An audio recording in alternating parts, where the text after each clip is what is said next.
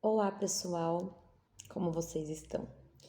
Então, eu quero trazer para vocês hoje dois relatos, na verdade são três relatos de histórias que eu ouvi lá em Barretos. Eu tinha um amigo que se chamava Arthur Godoy, né? Quem estiver assistindo esse vídeo no YouTube não conhece, mas quem assistir no Face e no Instagram provavelmente conhece ou já ouviu falar dele. E ele era uma das pessoas que realmente estavam comigo. Quando eu mais precisei, foi ele que me deu a mão. E eu falava sempre para ele, falava, Arthur, um dia eu vou escrever um livro de todos os relatos e histórias e testemunhos que eu ouvi em Barretos. E na semana passada eu fui para lá 2 dias, né, fazer exames e fazer a limpeza no Portocate. E aí não podia ser diferente, né? Eu fiz exame de sangue, sentei no banco e fiquei lá e tinha um rapaz sentado do meu lado. E aí eu comecei a conversar com ele e ele começou a contar a história dele para mim. O tipo de câncer que ele tem é genético. Ele teve em um lugar do corpo, se eu não me engano foi no pescoço, em algum lugar assim, e aí voltou, né? Ele tratou tudo e voltou, e ele tem no pâncreas, fígado, próximo ao coração e na cabeça. E aí ele estava contando que ele, hoje não muito, mas antes ele se desesperava demais, porque ele tem um filho pequenininho, né, um bebê. E aí eu contei para ele um pouquinho da minha história. É óbvio que é totalmente diferente uma da outra, mas eu contei para ele. Eu falei, olha, uma vez eu vim numa consulta aqui e um médico olhou para mim e falou que pacientes com o meu diagnóstico vivem em média 5 anos. E eu também tenho uma bebê, né, que ia fazer 3 anos, né, não, ela fez 3 anos, e um menino de 14 anos, né.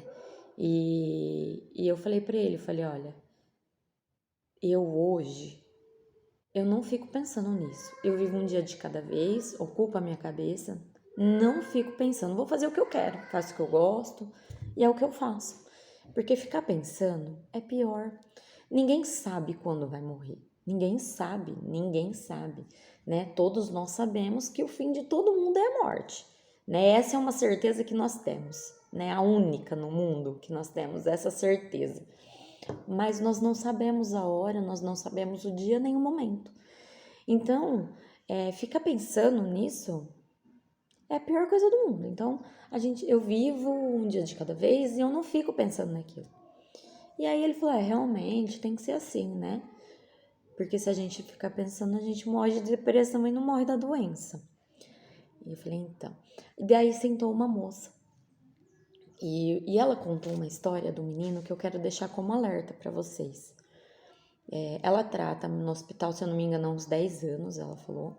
O dela deu no seio, ela retirou um seio e voltou em outro lugar.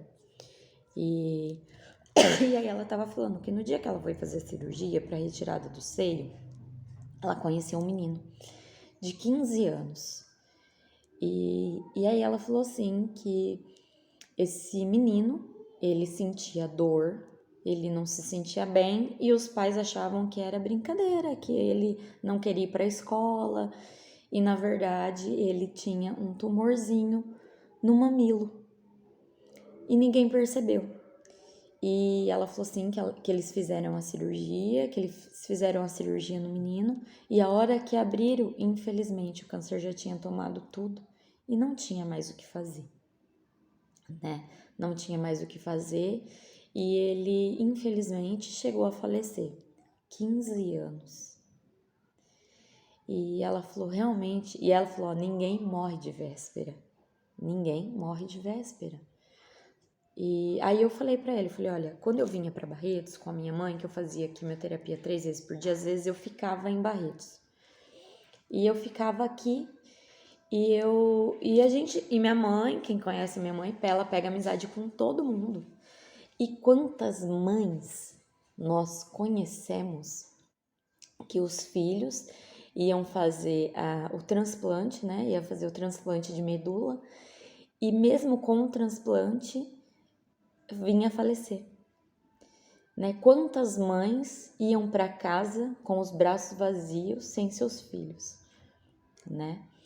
E aí, o que eu quero deixar de alerta é que se você sente alguma coisa, vá no médico, procura um médico, né? Não deixe, né? Eu já contei essa história, já falei aqui, inclusive, falei no YouTube, e se eu não me engano, eu tenho até um vídeo sobre isso, que quando eu descobri, os médicos falavam que o meu tumor era benigno e que não precisava operar, né? E graças à minha irmã, porque a minha irmã ficava, Tata, se é benigno, para saber se é benigno é só se fizer biópsia, senão não tem como saber.